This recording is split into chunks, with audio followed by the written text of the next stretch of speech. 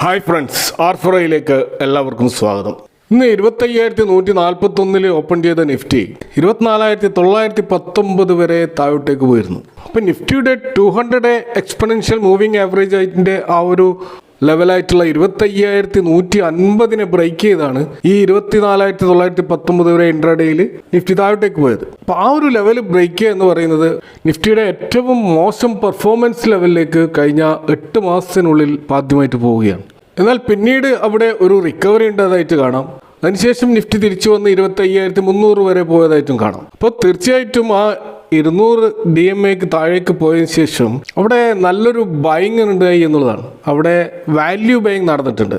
അപ്പോൾ അത് മാർക്കറ്റിൽ ഒരു പോസിറ്റീവായ കാര്യമായിരുന്നെങ്കിലും ആ വാല്യൂ ബാങ്കിൻ്റെ അടിസ്ഥാനത്തിൽ നടന്ന ആ ഒരു റിക്കവറിയെ സസ്റ്റെയിൻ ചെയ്യാൻ നിഫ്റ്റിക്ക് കഴിഞ്ഞിട്ടില്ല.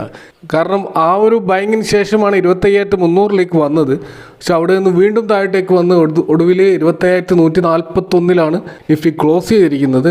തീർച്ചയായിട്ടും അത് ഏകദേശം ഈ 200 മൂവിങ് ആവറേജിന് തൊട്ട് മുകളിലാണ് ഇന്ന് ക്ലോസിങ് നടന്നതെങ്കിലും വളരെ നിർണായകമായ ഒരു ലെവലിലാണ് നിഫ്റ്റി നിൽക്കുന്നത്. അപ്പോൾ ഇനിയും ഈ ഒരു 200 മൂവിങ് ആവറേജ് ബ്രേക്ക് ചെയ്യുകയാണെങ്കിൽ അത് വളരെ സിവിയർ ആയിട്ടുള്ള ഒരു ഫോളായിരിക്കും മാർക്കറ്റിൽ ഉണ്ടാക്കുക. ഒരുപക്ഷെ 24,900 അതുപോലെ 24,800 എന്നുള്ള ഒരു ഇമ്മീഡിയറ്റ് സപ്പോർട്ട് ലെവലിലേക്ക് വരെ അത് താഴോട്ടേക്ക് പോകാൻ സാധ്യതയുണ്ട്.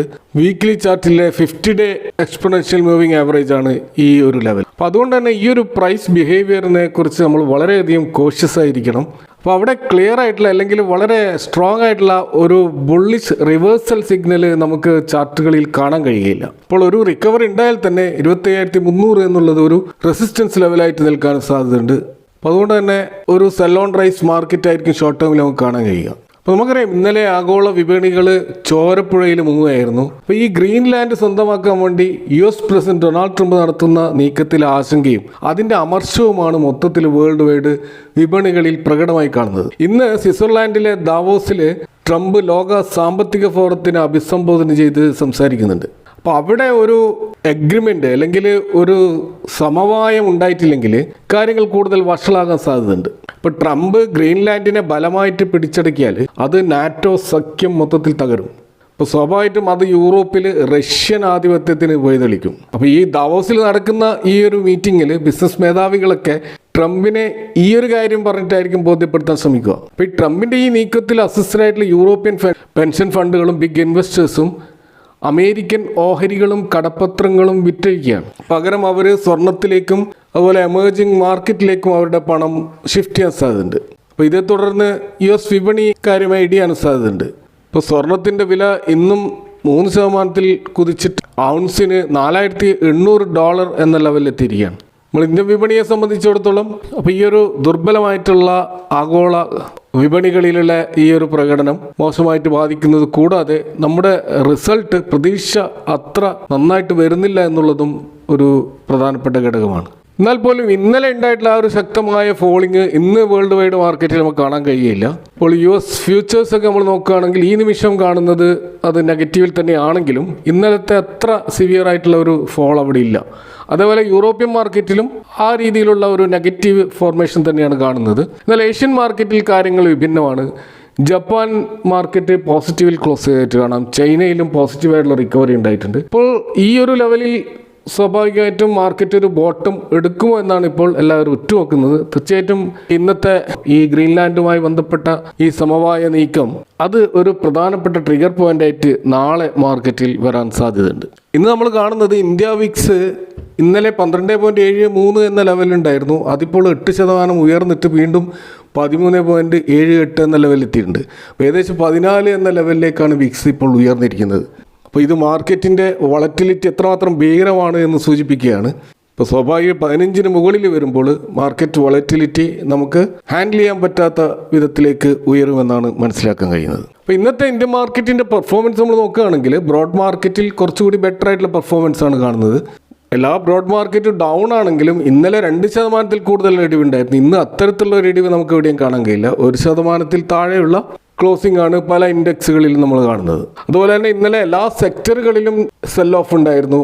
എല്ലാ സെക്ടറുകളിലും നെഗറ്റീവാണ് ക്ലോസ് ചെയ്തത്. എന്നാൽ ഇന്ന് നമ്മൾ കാണുന്നത് 2 സെക്ടറുകളെങ്കിലും റിക്കവർ ചെയ്തിട്ടുണ്ട്. അതിലൊന്ന് മെറ്റലും മറ്റൊന്ന് ഓയിൽ ആൻഡ് ഗ്യാസ് സെഗ്മെൻറ്റുമാണ്. ഇപ്പോൾ നിഫ്റ്റി 50-ൽ നിന്ന് 23 സ്റ്റോക്കുകൾ അഡ്വാൻസ് ചെയ്തപ്പോൾ 27 സ്റ്റോക്കുകൾ ഡിക്ലൈൻ ചെയ്തു. അപ്പോൾ നിഫ്റ്റി 50-ലുള്ള ഇന്നത്തെ പ്രകടനം ഒരു ഓക്കെ ലെവലിലുള്ള പ്രകടനമാണ്. അവിടെ 5 പ്രധാനപ്പെട്ട ഗെയിനേഴ്സിനെ നോക്കുകയാണെങ്കിൽ എറ്റേണൽ, ഇൻഡിഗോ, മാക്സ് ഹെൽത്ത് കെയർ, ഹിൻഡാൽകോ, JSW സ്റ്റീൽ പോലെയുള്ള സ്റ്റോക്കുകൾ നിഫ്റ്റി 50-ലെ ടോപ്പ് ഗെയിനേഴ്സ് ആയിട്ട് നമുക്ക് കാണാം. എന്നാൽ അവിടെ മേജർ ലൂസേഴ്സ് ആയിട്ട് നമ്മൾ കാണുന്നത് HDFC ലൈഫും BELും ടാറ്റ കൺസ്യൂമറും ട്രെൻഡും ICICI ബാങ്കുമാണ്. അപ്പോൾ ICICI ബാങ്കിൻ്റെ തകർച്ച തീർച്ചയായിട്ടും നിഫ്റ്റിയെ വലിയ തോതിൽ താഴോട്ടേക്ക് വലിച്ചിട്ടുണ്ടെന്ന് മനസ്സിലാക്കാം. ഇനി നിഫ്റ്റി 500 സ്റ്റോക്കുകൾ നമ്മൾ നോക്കുകയാണെങ്കിൽ അവിടെ കാര്യങ്ങൾ കുറച്ചുകൂടി മോശമാണ്.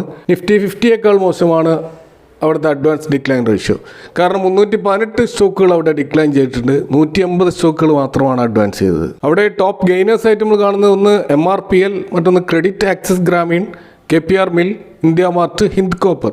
അപ്പോൾ ഇന്ന് മെറ്റൽ സെഗ്മെൻറ്റിൽ ഉണ്ടായിട്ടുള്ള ആ ഒരു തിരിച്ചുവരവ് അത് ഹിന്ദ് കോപ്പറിനെയും പോസിറ്റീവായിട്ട് മുന്നേറാൻ സഹായിച്ചിട്ടുണ്ട് എന്ന് വ്യക്തമാണ്. ടോപ്പ് ലൂസേഴ്സിൽ നമ്മൾ കാണുന്നത് Paytm, Tata consumer, AIIL, SRF, അതുപോലെ കല്യാൺ ജ്വല്ലേഴ്സ് പോലെയുള്ള സ്റ്റോക്കുകളാണ് കാര്യമായ ഇടിവ് സംഭവിച്ചിട്ടുള്ളത്. ഇപ്പോൾ കല്യാൺ ജ്വല്ലേഴ്സിലൊക്കെ ഉണ്ടായിട്ടുള്ള ഇടിവ് ശക്തമായ സെൽ ഓഫിൻ്റെ ഭാഗമാണ്. അവിടെ ഏതെങ്കിലും വിധത്തിലുള്ള നെഗറ്റീവ് ന്യൂസിൻ്റെ ഭാഗമല്ല, മറിച്ച് വളരെ പോസിറ്റീവാണ് നിലവിലുള്ള പ്രത്യേകിച്ച് ഗോൾഡ് സെഗ്മെൻറ്റിലുള്ള സ്റ്റോക്കുകളുടെ കാര്യം. എങ്കിൽ പോലും കല്യാൺ ജ്വല്ലേഴ്സ് ഇവിടെ ജനറൽ ആയിട്ടുള്ള മാർക്കറ്റ് കണ്ടീഷൻ്റെ ഭാഗമായിട്ട് സെൽ ഓഫ് നടന്നിരിക്കുകയാണ്. ഇത് നമ്മൾ ഇന്ത്യൻ വിപണിയിലെ ചില സെക്ടറുകൾ നോക്കുകയാണെങ്കിൽ ഇപ്പോൾ റിയൽറ്റി സെക്ടറാണ് യഥാർത്ഥത്തിൽ കഴിഞ്ഞ ഒരു മാസമായിട്ട് വലിയ തോതിലുള്ള ഇടിവ് രേഖപ്പെടുത്തിയിട്ടുള്ളത്. നമുക്കതിൻ്റെ പെർഫോമൻസ് നോക്കിയാൽ കാണാൻ കഴിയും. റിയൽറ്റി ഇൻഡെക്സ് കഴിഞ്ഞ 5 ദിവസങ്ങളിൽ 8% താഴോട്ടേക്ക് വന്നിട്ടുള്ളത്.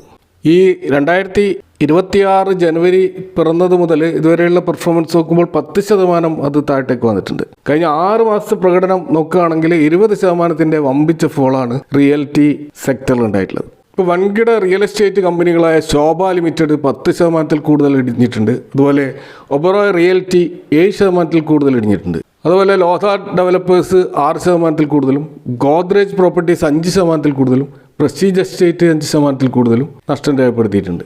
അതുപോലെ തന്നെ കഴിഞ്ഞ ദിവസം DLF, അനന്തരാജ് പോലെയുള്ള സ്റ്റോക്കുകളിൽ 4% ഇടിവുണ്ടായി.